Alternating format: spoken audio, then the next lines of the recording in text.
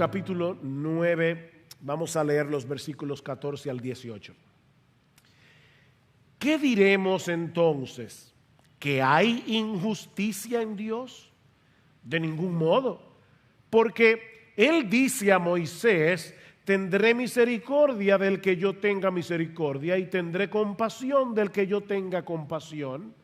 Así que no depende del que quiere ni del que corre, sino de Dios que tiene misericordia. Porque la Escritura dice a Faraón: para esto mismo te he levantado, para demostrar mi poder en ti y para que mi nombre sea proclamado por toda la tierra. Así que del que quiere tiene misericordia y al que quiere endurece.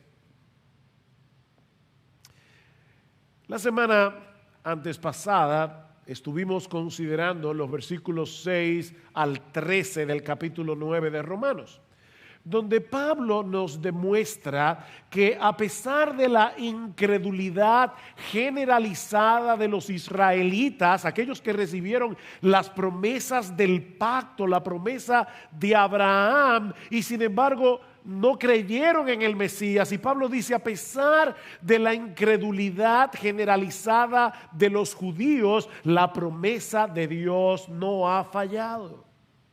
No ha fallado. Y el argumento central del apóstol Pablo lo encontramos en el versículo 6. Pero no es que la palabra de Dios haya fallado, porque no todos los descendientes de Israel son Israel. Esa es la tesis que Pablo va a desarrollar a lo largo de todo el capítulo 9, todo el capítulo 10, hasta el versículo 32 del capítulo 11. No todos los descendientes físicos de Israel forman parte del verdadero Israel. Hay un Israel natural y hay un Israel espiritual. Unos tienen el ADN de Abraham, los otros, por decirlo de alguna manera, tienen el ADN de Dios por causa de la elección soberana. Y es a ellos a quienes Dios prometió la salvación por medio del Mesías. Así que la promesa de Dios no ha fallado. Es en ese contexto, que Pablo introduce el tema de la elección incondicional en este pasaje. A través del ejemplo de Isaac y de Jacob, vemos que desde el principio de la historia bíblica, el verdadero Israel ha estado compuesto por todos aquellos que Dios eligió para salvación de pura gracia. Abraham tuvo 2 hijos, dice Pablo: Ismael, el primogénito, e Isaac. Pero Dios escogió a Isaac, no a Ismael.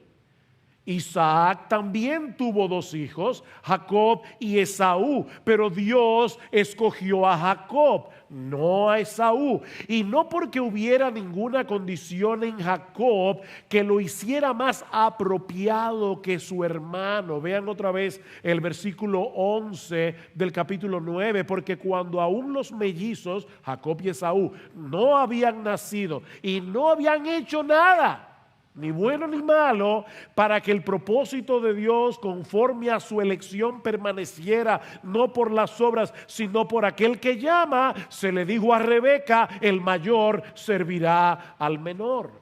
Fue la elección divina, dice Pablo, lo que hizo la diferencia en la salvación de Jacob, y es lo que hace la diferencia en todos los hijos de Dios. Vean el versículo 8. Esto es, no son los hijos de la carne los que son hijos de Dios, sino que los hijos de la promesa son considerados como descendientes. Ven, Jacob e Isaac son prototipos de la salvación divina. Como Dios los salvó a ellos, es como Dios nos salva a todos nosotros, a todos los hijos de Dios, dice Pablo. ¿Y saben qué, mis hermanos? Contrario a lo que muchos piensan en el día de hoy, es una muy buena noticia que la salvación de Dios dependa de Él y no de nosotros. Porque si hubiera dependido de nosotros, nadie hubiera sido salvado. ¿Ustedes recuerdan, mis hermanos, la descripción que hace Pablo de la condición humana en Romanos capítulo 3, los versículos 10 al 11? No hay justo ni aún uno, no hay quien entienda, no hay quien busque a Dios. Todos se desviaron, a una se hicieron inútiles. No hay quien haga lo bueno. No hay ni siquiera uno. Uno, no lo hay. Mis hermanos, no hay un solo ser humano en todo el planeta que se incline naturalmente a buscar a Dios. Y no hay uno solo que pueda ser considerado como bueno. Así que es una muy buena noticia que la salvación dependa de Dios y no de nosotros. Porque eso quiere decir que no hay nadie que sea tan malo que no pueda ser salvado. Qué buena noticia. Como depende de Dios y no de nosotros, no hay nadie que sea tan malo, tan indigno, que Dios no lo pueda salvar. Porque eso depende de Él.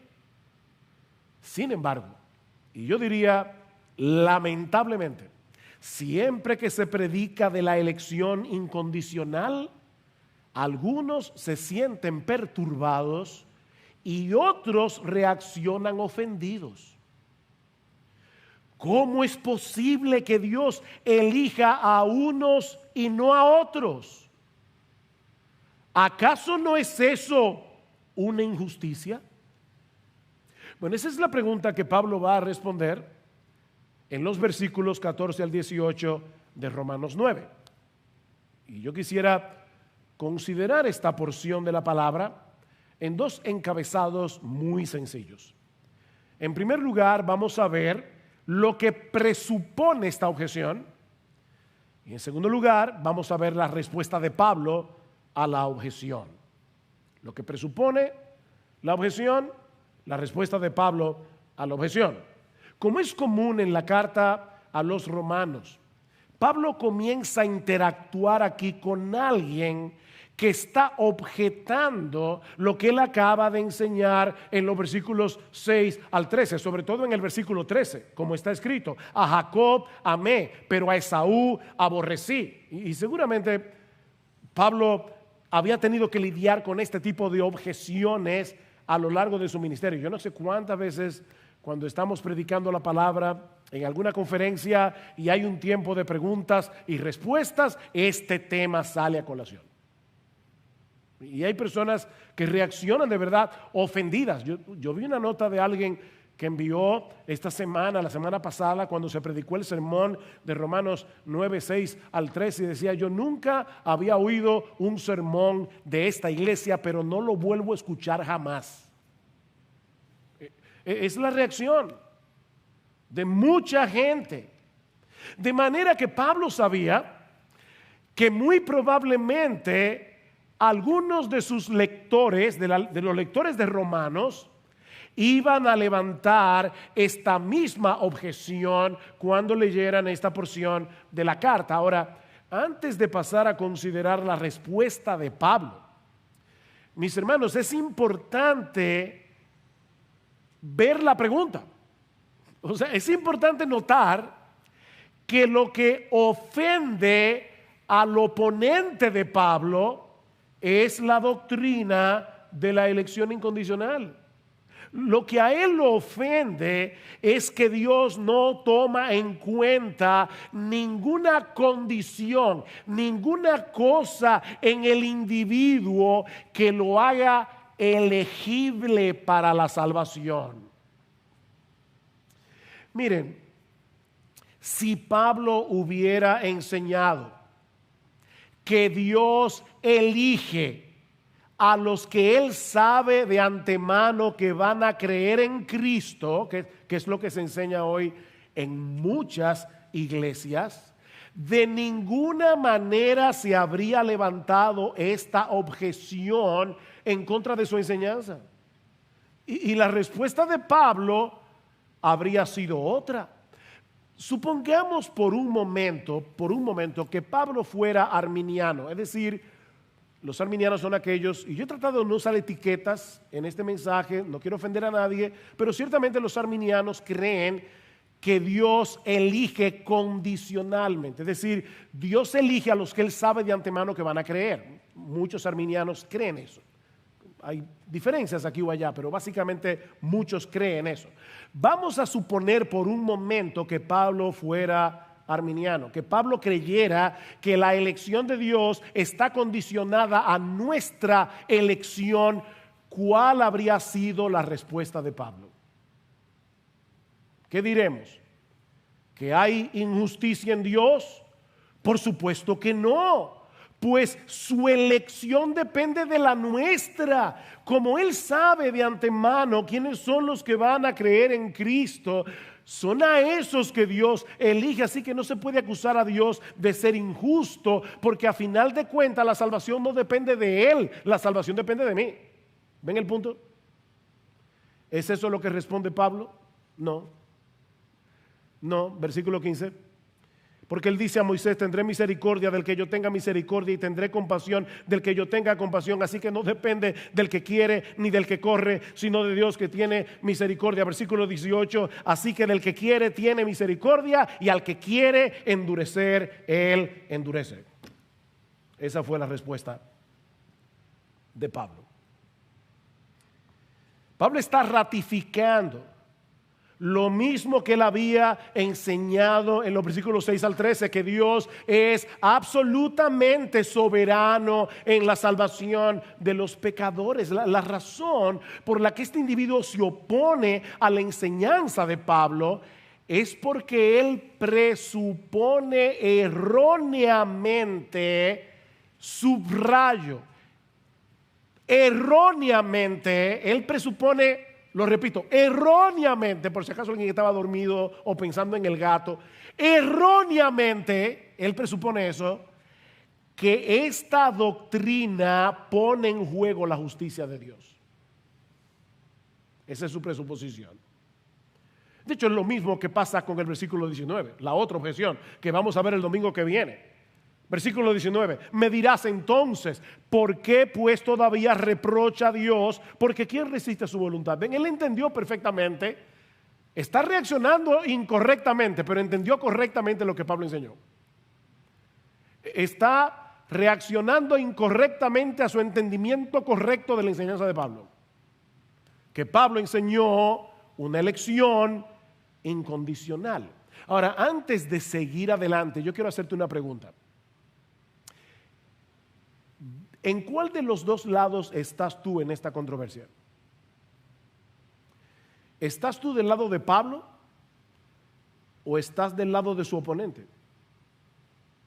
Mis hermanos, esta pregunta va dirigida a los miembros de Iglesia Bíblica del Señor Jesucristo. A nosotros los pastores que vamos a dar cuenta por vuestras almas, queremos estar seguros de que nuestros queridos hermanos, miembros de esta iglesia, entienden correctamente esta doctrina de las Escrituras. Así que, mi hermano, esta pregunta no es para una persona en Chile, en Perú, en Argentina, que nos está viendo por la internet. Esta pregunta es para ti, miembro de Iglesia Bíblica del Señor Jesucristo. ¿De qué lado estás tú en esta controversia? ¿Estás del lado de Pablo o estás del lado de su oponente? Porque, mis hermanos, en esta controversia no solo está en juego el Evangelio de Jesucristo, un entendimiento correcto del Evangelio de Jesucristo. ¿Saben qué es lo que está en juego aquí? A final de cuentas, el carácter mismo de Dios, la naturaleza misma de Dios. ¿Qué le dice Dios a su pueblo en Jeremías 9:23? Así dice el Señor: no se gloríe el sabio en su sabiduría, ni se gloríe el poderoso en su poder, ni el rico se gloríe de su riqueza, mas gloríese el que se gloría, gloríese de esto, de que me entiende y me conoce, pues yo soy el Señor, que hago misericordia, derecho y justicia en la tierra, porque es en estas cosas que me complazco, declara el Señor. Mis hermanos, Dios es como Él es. Dios es como Él es. No como nosotros quisiéramos que Él fuera. Y Él se ha revelado a sí mismo en su palabra, como dice Jeremías, para que nosotros lo conozcamos y para que nos gloriemos en Él. Si tenemos una perspectiva distorsionada de quién es Dios, hemos caído en idolatría. Porque nos estamos inventando un Dios diferente al de la Biblia. Mis hermanos, eso es adorar un ídolo y no al verdadero Dios. Aparte de que estamos invirtiendo los roles aquí, porque resulta que ahora somos nosotros los que estamos evaluando si Dios está actuando con justicia o no. O sea, yo estoy viendo la actuación de Dios, lo que Dios hace, y ahora yo siento a Dios en el banquillo de los acusados y me estoy sentando a mí mismo en el asiento del juez para evaluar si Dios está siendo justo o no. Pero mis hermanos, ¿cómo puede un hombre finito y pecador juzgar la actuación de Dios? De hecho, es lo que Pablo le va a decir a su oponente, y lo veremos el domingo que viene. ¿Quién eres tú, hombre? Hombre, ¿quién eres tú para que alterques con Dios? ¿Quién eres tú? De ahí la reacción de Pablo en el versículo 14. ¿Qué diremos entonces? ¿Que hay injusticia en Dios? De ningún modo. Y esta es una negativa bien fuerte en el original. No, es lo que Pablo está diciendo. 1000 veces no. Jamás permita a Dios que pensemos de Él que está actuando de una forma injusta en la salvación de los pecadores. Y yo espero, mis hermanos, que todos los miembros de Iglesia Bíblica del Señor Jesucristo tengan esa reacción, debemos usar una palabra fina, visceral. Ustedes han visto a esa gente que tienen una reacción y dicen: wow, le salió de las entrañas. Bueno, lo que Pablo está diciendo aquí es no, 1000 veces no. Esta objeción del oponente de Pablo es completamente absurda, como él va a demostrar ahora en los versículos 15 al 18. Lo que nos lleva a nuestro segundo encabezado, la respuesta de Pablo a la objeción de su oponente. Versículo 15. Porque él dice a Moisés, me encanta eso, Pablo no se pone a filosofar aquí. Pablo dice, vamos a la Biblia. Vamos a la Biblia. ¿Qué dice la Escritura? Él dice a Moisés: tendré misericordia del que yo tenga misericordia y tendré compasión del que yo tenga compasión. Pablo está citando aquí un texto que se encuentra en el capítulo 33 del libro de Éxodo. Y ahora voy a decir algo que yo espero que ustedes estén despiertos, pero el capítulo, porque es profundo, el capítulo 33 está después del 32. ¿Ok? ¿Qué pasó en el capítulo 32? En el capítulo 32 a Aarón se le ocurrió la brillante idea, presionado por el pueblo, de hacer un becerro de oro para adorarlo. El pueblo había pecado gravemente contra Dios por su idolatría, pero Moisés intercede ante Dios. Y no solo le pide a Dios que perdone el pecado del pueblo, que no destruya al pueblo, sino que en Éxodo 33, 18, Moisés le pide a Dios que le muestre su gloria. Ese es el texto que está inmediatamente antes del pasaje que Pablo está citando en Romanos 9. Señor, muéstrame tu gloria. Ahora recuerden que Dios había manifestado su gloria a la nación de Israel a través del Éxodo mediante una luz brillante que emanaba de su presencia. Pero ahora Dios va a mostrarle su gloria a Moisés de otra forma. No a través de una luz brillante, sino a través de una revelación de su naturaleza. Señor, yo quiero ver tu gloria.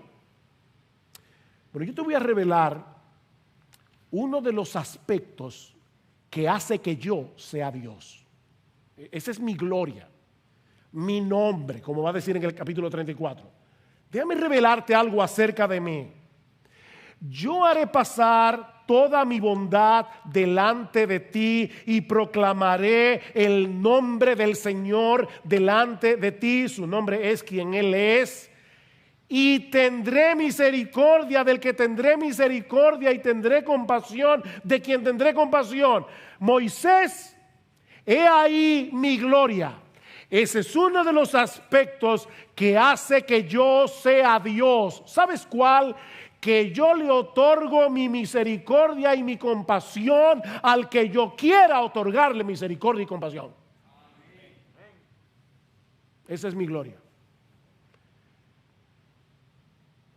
Dios no le dijo a Moisés: tendré misericordia de aquel que tenga un corazón receptivo a mi palabra. No.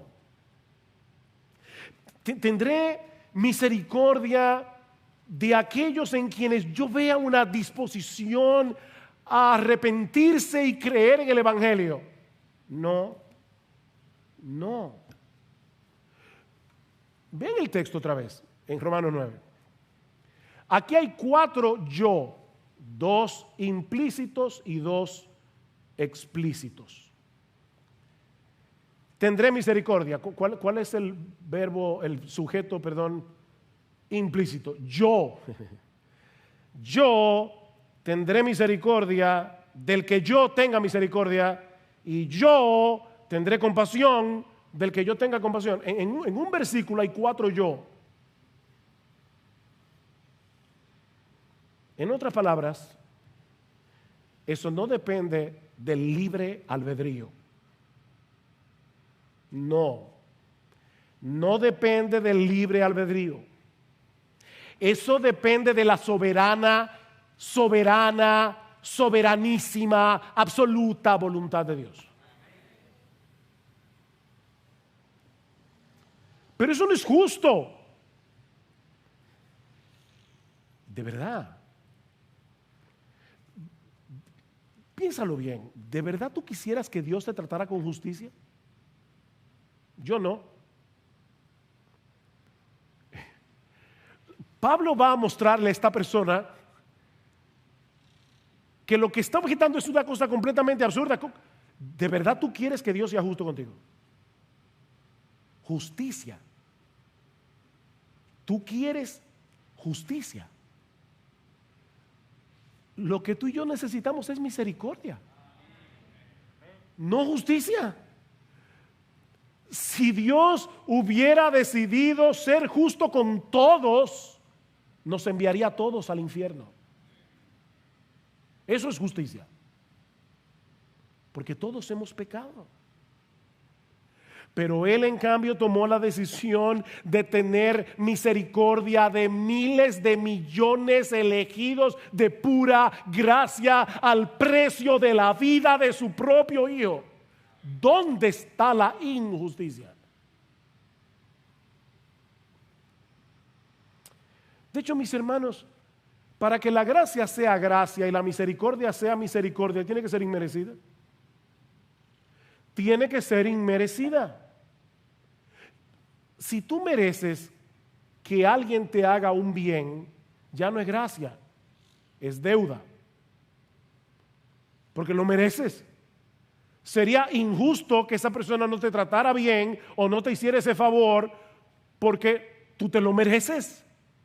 Ese es el argumento de Pablo en Romanos capítulo 4, versículo 4, y voy a leer de la Reina Valera del 60. Al que obra no se le cuenta el salario como gracia, sino como deuda. Cada vez que te pagan tu sueldo, eso no es gracia. Es una deuda que tu empleador tiene contigo por el trabajo que hiciste ese mes. Eso no es gracia. Pero si lo que tú y yo merecemos es ser condenados en el infierno por nuestros pecados y Dios decide en cambio favorecernos con la salvación al precio de la vida de su Hijo, eso es una gran misericordia. De manera que decir que Dios es injusto porque no le muestre esa misericordia a todos es una contradicción de términos, porque la misericordia por su propia naturaleza nadie la puede demandar.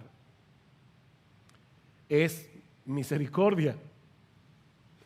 El problema es que muchas personas confunden la justicia con la igualdad. Ahí está el problema. Si Él salva a uno, debe salvarlos a todos. Eso es lo justo, igualdad. Escuché recientemente la historia, esta es una historia de la vida real. Esto es real, hermano. De hecho, yo conozco a la persona que conoce a este hombre del que voy a hablar ahora. Un maestro está tratando de enseñar a un grupo de 7 niños en una clase de escuela dominical la doctrina de la elección incondicional. Así que él tomó un sobre y le dijo a los niños: tengo un billete de $1 en este sobre y he decidido dárselo a uno de ustedes. ¿Tengo derecho a dárselo al que yo quiera? ¿Al que yo elija? Por supuesto que sí, dijeron los niños, es tu dinero. Buena respuesta. Así que él le dio el sobre a uno de los niños, que lo recibió, por supuesto, muy agradecido. Gracias, profesor. Luego tomó 2 sobres más y se lo dio a otros 2 niños. Ahora hay 3 que tienen $1 y 4 que no tienen nada.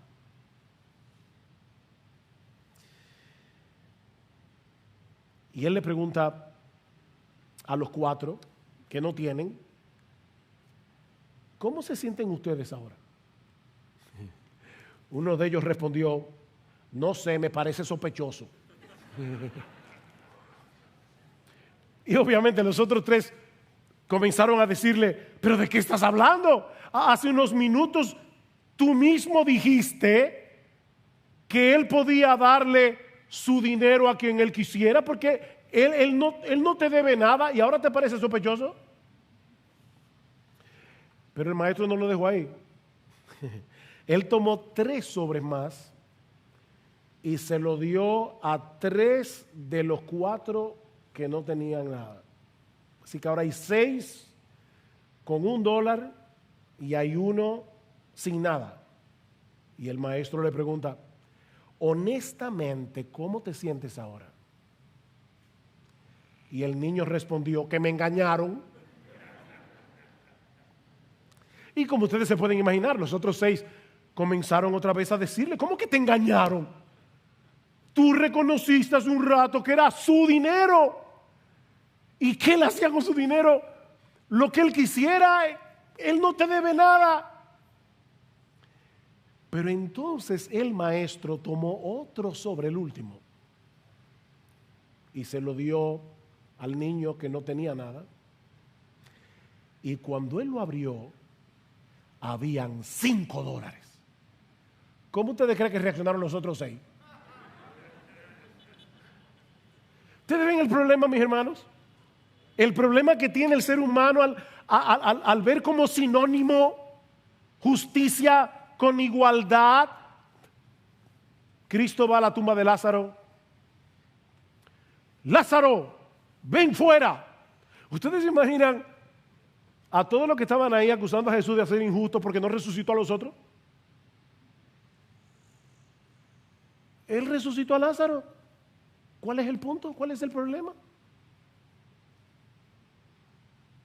Mis hermanos, ¿por qué Pedro y no Judas? Ambos traicionaron al Señor. ¿Por qué Jesús miró a Pedro y lo llevó al arrepentimiento y no a Judas? ¿Por qué Pablo y no Caifás? Los dos eran enemigos de Cristo. Mis hermanos, la única razón por la que hoy no tenemos a San Judas Iscariote y a San Caifás es por la elección divina. Porque Dios quiso salvar a Pedro y Jesús mismo se le apareció a Pablo en su camino a Damasco. ¿Dónde está la injusticia? Es como dice R.C. Sproul, o R.C. Sproul para decirlo en español: de una humanidad de personas culpables, Dios decide soberanamente conceder misericordia a algunos de ellos. Pregunta: ¿qué recibe el resto? Justicia. ¿Ven? Estos recibieron misericordia y estos recibieron justicia. Sigue diciendo Sproul: los salvados reciben misericordia, los no salvados reciben justicia, pero nadie recibe injusticia. Misericordia, justicia, pero en Dios no hay injusticia. No hay injusticia. Sobre todo, y mi amigo, si tú estás aquí sin Cristo, escúchame con atención. Sobre todo tomando en cuenta la realidad de que ningún pecador, ninguno, ni uno solo, quiere la salvación que Dios ofrece en el Evangelio. No hay uno que busque a Dios. De ahí lo que dice Pablo en el versículo 16. Así que no depende del que quiere ni del que corre, sino de Dios que tiene misericordia. Estas dos palabras aquí son importantes: querer y correr. Cuando Pablo habla de querer, aquí está hablando del deseo del corazón, está hablando del propósito. Y cuando habla de correr, está hablando del esfuerzo que nosotros hacemos para tratar de obtener lo que deseamos. Así que lo que Pablo está diciendo es que la salvación no depende ni de nuestros deseos o propósitos, ni de nuestro esfuerzo para acercarnos a Dios. No depende ni del que quiere, ni del que corre. Porque recuerden Romanos 3, no hay quien busque a Dios, ni siquiera uno. La salvación no puede depender del hombre, porque nadie quiere ni corre. Nadie quiere ni corre hacia Dios. Mis hermanos y amigos que están aquí, por favor, te lo suplico, que nadie se imagine aquí a un montón de personas diciéndole a Dios: por favor, déjame entrar en tu reino, y a Dios en la puerta diciéndole: no, tú no fuiste elegido.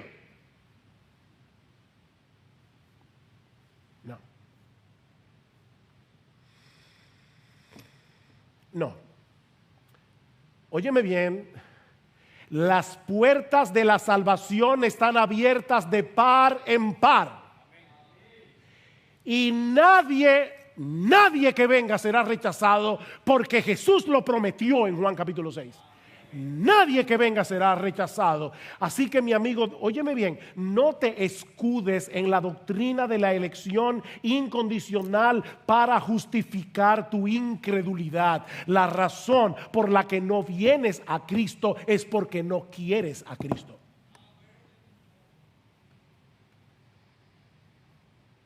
Porque cualquiera puede venir.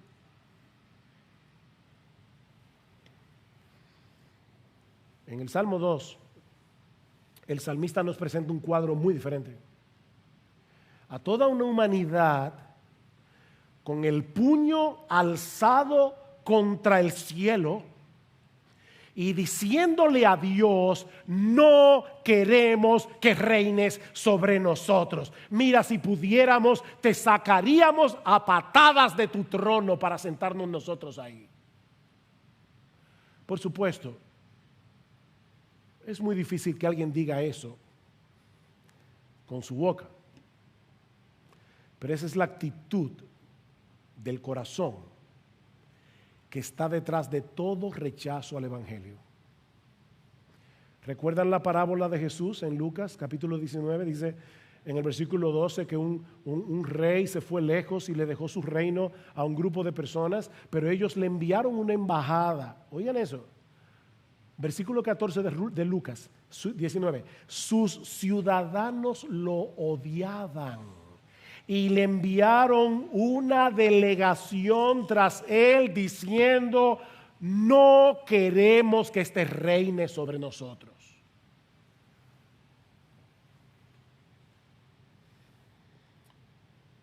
Pero Dios, aquí uno de esos, pero Dios es tan misericordioso, es tan bueno, que por el puro afecto de su voluntad, de esa humanidad pecadora, rebelde, arrogante, desleal, ingrata, Dios decidió escoger para salvación a miles de millones y salvarlos por medio de la vida de su Hijo.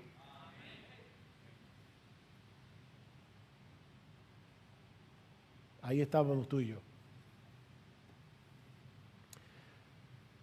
A Jacob amé. Pon tu nombre ahí. Pon tu nombre. A Laura, a José, a Martín, a Rafael. Amé. Ellos eran ingratos, desleales, todo lo que yo acabo de decir. Pero Dios decidió amarlo por el puro afecto de su voluntad. Y yo vuelvo a preguntar: ¿dónde está la injusticia? ¿Dónde está la injusticia? Porque es injusto que Dios decida otorgar su misericordia a miles de millones que no lo merecen y que deje a los otros en su justa condenación para recibir el castigo que sí merecen. Porque Dios no solo se glorifica al otorgar misericordia a sus elegidos, sino también al tratar con justo juicio a los culpables. Eso es parte de la gloria de Dios. Vean el versículo 17. Porque la Escritura, me encanta eso, la Escritura, el que dijo eso fue Dios, pero Pablo dice la Escritura, porque la palabra de la Escritura es la palabra de Dios. Cuando tú lees este libro, estás leyendo a Dios, estás oyendo, como dice Piper, ¿tú quieres oír audiblemente la voz de Dios? Lee la Biblia en voz alta. La Escritura dice a Faraón: para esto mismo te he levantado, para demostrar mi poder en ti y para que mi nombre sea proclamado por toda la tierra. Si ustedes leen Éxodo, los capítulos 4 al 14, van a ver que unas 7 veces dice que a Faraón endureció su corazón contra Dios. Y como 14 veces dice que Dios endureció el corazón de Faraón. Sin embargo, es interesante que Pablo no cita ninguno de esos versículos. Pablo está citando aquí Éxodo 9:16, donde no se dice nada acerca del endurecimiento de Faraón, pero sí del propósito de Dios en lo que él hace. Y por eso Pablo escogió ese texto. Y lo que Dios le dice a Faraón básicamente es esto: ¿sabes qué, Faraón? Yo te di la vida y yo te puse en ese trono. Yo te he levantado. Faraón se creía Dios en la tierra. De hecho, en Egipto se creía que el faraón y su hijo eran dioses. Y dice, ¿qué Dios te crees tú que eres? Fui yo que te di la vida. Fui yo que te coloqué en el trono de Egipto. ¿Y sabes para qué lo hice? Para glorificar mi nombre más ampliamente a través de la dureza de tu corazón. ¡Wow! Ahí es donde nosotros comenzamos a patinar. Pero, mis hermanos, Dios no pide excusas. Dios está diciendo, gloriate en esto, en conocerme y entenderme. Y ese soy yo. No fabriques un Dios diferente a mí. Ese soy yo. Ese soy yo. El Dios que levantó a Faraón. Miren, mis hermanos, Dios pudo haber fulminado a Faraón desde la primera plaga. Desde la primera vez que Faraón se negó a dejar libre al pueblo de Israel, Dios pudo haberlo fulminado. ¿Saben lo que va a decir Pablo en el versículo 22? Que Dios lo soportó con paciencia. Dios decidió soportarlo con paciencia para que fueran 10 plagas en vez de una. ¿Saben para qué? Para manifestar la gloria de su poder en una forma más evidente. Mis hermanos, yo no puedo torcer las escrituras. Eso es lo que Pablo está diciendo aquí, citando a Dios mismo en Éxodo 9. Pregunta: ¿es injusto Dios porque trató con Faraón como él se merecía?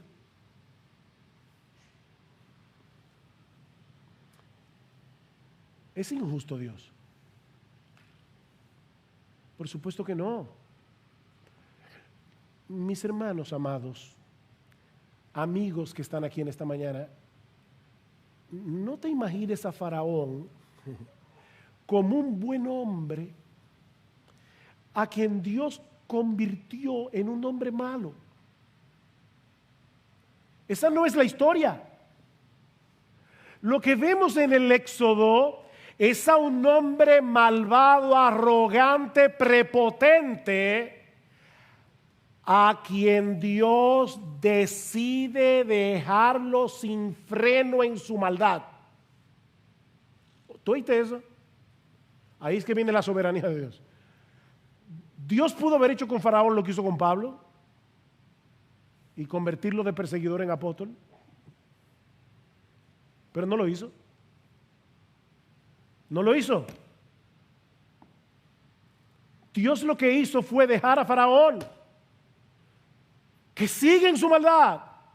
Mis hermanos, Dios es soberano tanto cuando otorga misericordia como cuando trata al hombre con justicia. Versículo 18. Así que del que quiere tiene misericordia y al que quiere endurece.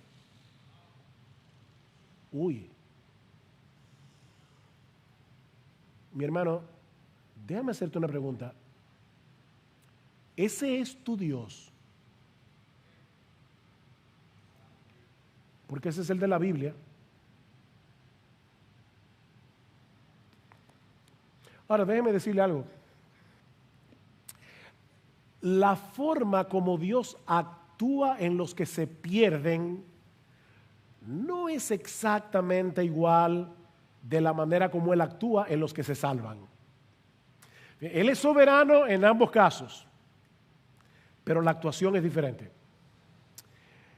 Dios opera directamente en el corazón de los elegidos, quitando el corazón de piedra, dándoles un corazón de carne, trayéndolos de la vida a la muerte por medio de la obra de su Espíritu para que crean y se arrepientan. Dios hace su operación de corazón abierto. Efesios 2:1. Y Él os dio vida a vosotros cuando estabais muertos en vuestros delitos y pecados. Pero no es Dios el que produce maldad en el corazón de los que se pierden. ¿Ven la diferencia? Es Dios el que cambia el corazón de los que se salvan, pero no es Dios el que produce maldad en el corazón de los que se pierden. Dice en Santiago capítulo 1, versículo 13, Dios no puede ser tentado por el mal, ni Él mismo tienta a nadie. Esa maldad estaba ahí. Pero ¿saben una cosa? Dios en su gracia común muchas veces usa su mano para restringir la maldad, para frenar la maldad. De lo contrario, este mundo sería un infierno.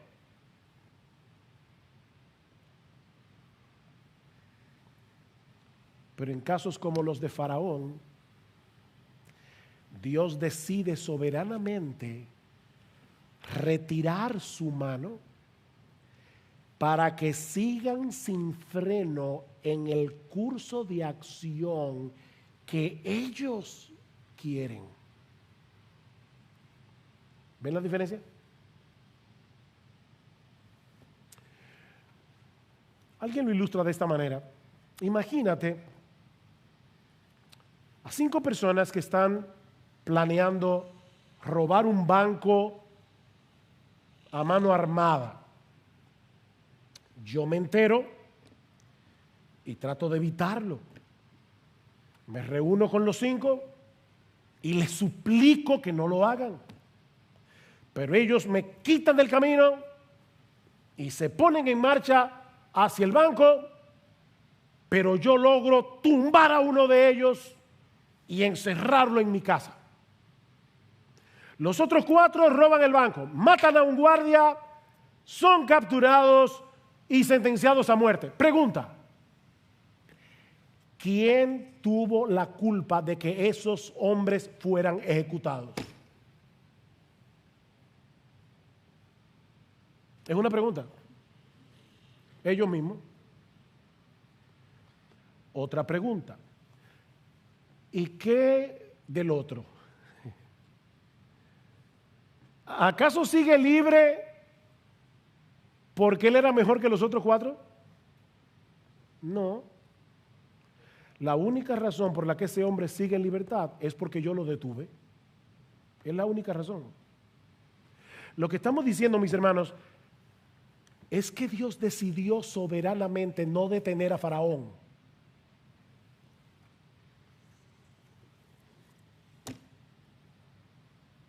Y nadie puede acusarlo de ser injusto por dejarlo en su maldad. Así que del que quiere tiene misericordia y al que quiere endurece. Por eso alguien ha dicho: los que van al infierno no tienen a nadie a quien culpar sino a ellos mismos. Y los que van al cielo no tienen a nadie a quien alabar sino a Jesucristo.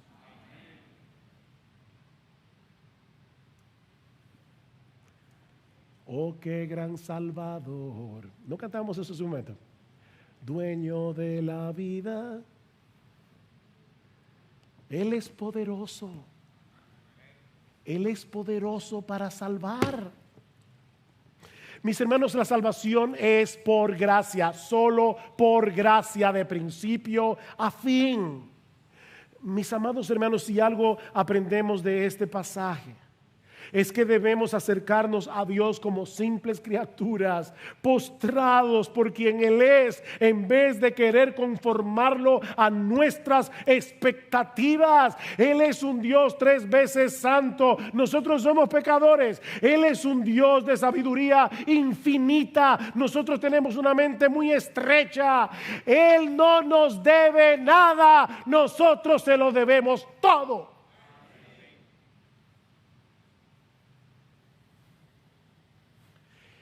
¿Quiénes somos nosotros para sentar a Dios en el banquillo de los acusados y pedirle cuentas?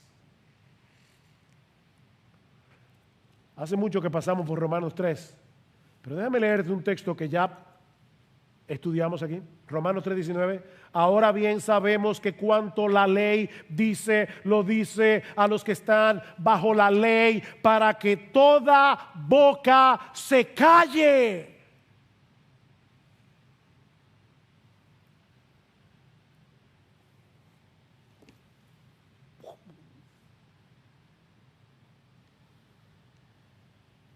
¿Quién eres tú para que alterques con Dios?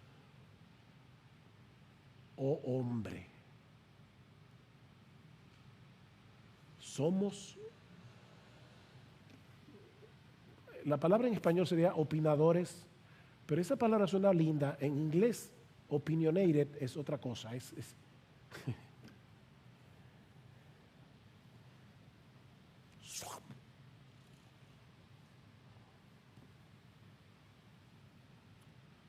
Ocupa tu lugar como una simple criatura. Porque lo único que nosotros podemos hacer es reaccionar en adoración y en gratitud a Dios por lo que Él ha revelado de sí mismo en su palabra, y aceptar con humildad que hay muchas cosas que no entendemos porque Él es Dios. Si entendiéramos completamente a Dios, Él sería de nuestro tamaño. Miren cómo Pablo reacciona al final del capítulo 11. Luego de estar disertando acerca de la soberanía de Dios, ¿qué dice Pablo? Oh, profundidad de las riquezas y de la sabiduría y del conocimiento de Dios, cuán insondables son sus juicios e inescrutables sus caminos, porque ¿quién ha conocido la mente del Señor? ¿O quién llegó a ser su consejero? ¿O quién le ha dado a Él primero para que se le tenga que recompensar?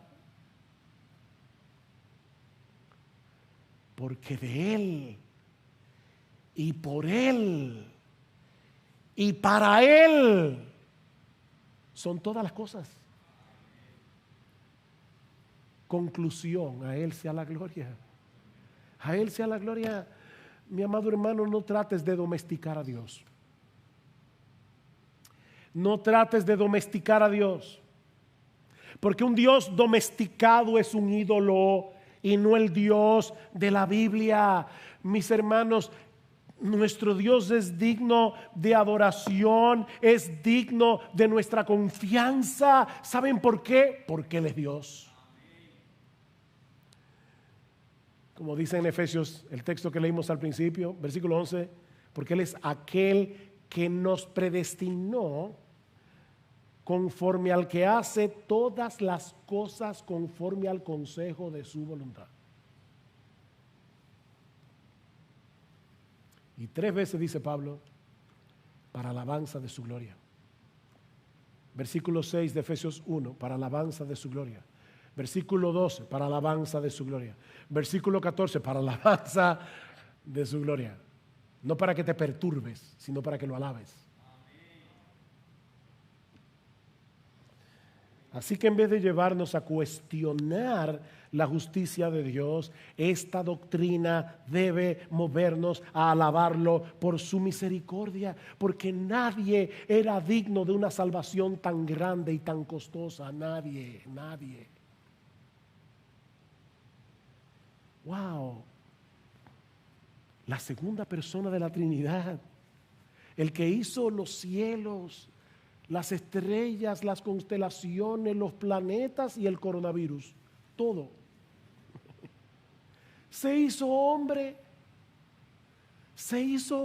para vivir la vida que tú y yo no podíamos vivir, la vida de obediencia perfecta, y luego llevar nuestra culpa y nuestra vergüenza en la cruz del Calvario. ¡Qué amor! Mis hermanos, ¿qué otra cosa podemos hacer los creyentes que caer postrados en adoración ante la sorprendente misericordia de Dios? Si hoy estamos en Cristo, es por el hecho de que la elección es incondicional, porque de haberse requerido alguna condición, aún estaríamos muertos en nuestros delitos y pecados. Pero mi amigo, es precisamente porque esa salvación es incondicional que hoy podemos invitar a todos por medio del Evangelio a que vengan y se refugien en Cristo para el perdón de sus pecados. El mismo que escribió Romanos 9, 14 al 16 es el mismo que dice en el versículo 1 del capítulo 10: hermanos, el deseo de mi corazón y mi oración a Dios por ellos es para su salvación. Me dio mucha pena. De verdad, esta señora que envió esa nota, no sé quién es, pero ella decía: yo he estado orando por mi hijo, por su salvación, y ahora estas personas me están diciendo que la salvación depende de Dios, como si fuera un problema. Y de verdad me dio pena, porque si yo pudiera hablar con esta hermana, le diría: mi hermana, precisamente por eso tú puedes orarle a Dios, porque si la salvación dependiera de tu hijo, ¿para qué le estás pidiendo a Dios que lo salve? Es por eso que Spurgeon decía que a final de cuentas todos los cristianos creemos lo mismo cuando estamos de rodillas, que Dios es soberano. Porque yo le pido a Dios: Señor, sálvalo, sálvalo, porque yo creo que Dios salva. Porque yo creo que la salvación está en sus manos. Si creyera que la salvación está en las manos del pecador, yo no oraría. Hoy, ¿para qué predicar el Evangelio? El mismo que escribió Romanos 9, 14 al 16 es el mismo que dice: esta es la palabra de fe que predicamos, que si confesares con tu boca que Jesús es el Señor y crees en tu corazón que Dios le resucitó de entre los muertos, serás salvo, porque con el corazón se cree para justicia y con la boca se confiesa para salvación. Pues la Escritura dice: todo el que cree en Él no será avergonzado. Todo aquel que invoque el nombre del Señor será salvo.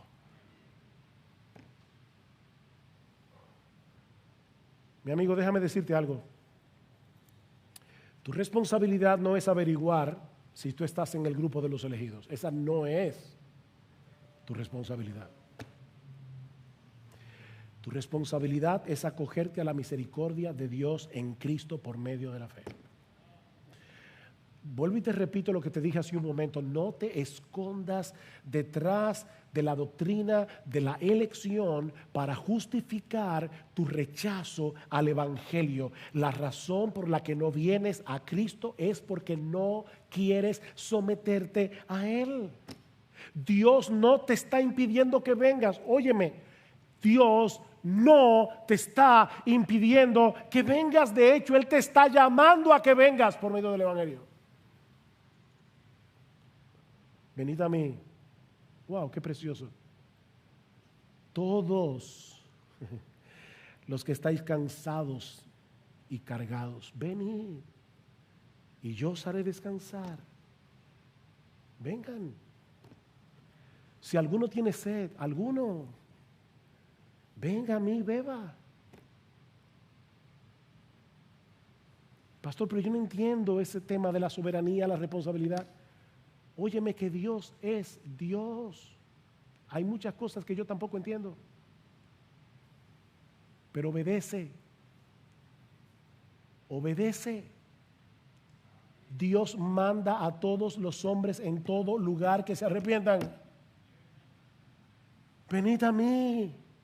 El que cree en mí, como ha dicho la Escritura, de lo más profundo de su ser brotarán ríos de agua viva. Mi amigo, levanta tu bandera de rendición ante el Dios soberano y ven a Cristo en arrepentimiento y fe, descansando únicamente en ese inocente que murió por los culpables.